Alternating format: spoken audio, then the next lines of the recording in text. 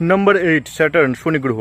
শনি গ্রহ যদি যে ব্যক্তির খারাপ থাকে সেই ব্যক্তি ঋণ ধারে জর্জরিত হয়ে যায়, কোনো কুল পায় না, তার লাইফ থেকে দুঃখ কষ্ট শেষ হয় না, সে কাঙালির অবস্থায় চলে আসে। এই শনি গ্রহই আবার যদি যে কোনো ব্যক্তির যদি শুভ থাকে, তো শনি গ্রহের মতন কোনো গ্রহ টাকা পয়সা দিতে পাবে না। শনি গ্রহ কর্মফলদাতা। শনি গ্রহ যদি কারো স্ট্রং থাকে সেই ব্যক্তিকে অনেক অনেক অনেক উঁচুতে নিয়ে যেতে পারে। যেমন নরেন্দ্র মোদী শনি প্ল্যানেট স্ট্রং আছে, নরেন্দ্র মোদীর মূলাঙ্ক নাম্বার হচ্ছে 8। এরকমই যে কোনো ব্যক্তির শনি প্ল্যানেট স্ট্রং থাকলে তখন সেই ব্যক্তি হাজারের মধ্যে নয়, লাখের মধ্যেও নয়, কোটির মধ্যে খেলা করে। তো শনি প্ল্যানেট স্ট্রং করবে কিভাবে? মন্দিরের মধ্যে তুমি সরষে তেল দান করো, নাহলে যাদের নিডি পিপল আছে সেদেরকে তুমি সরষে তেল দান করতে পারো।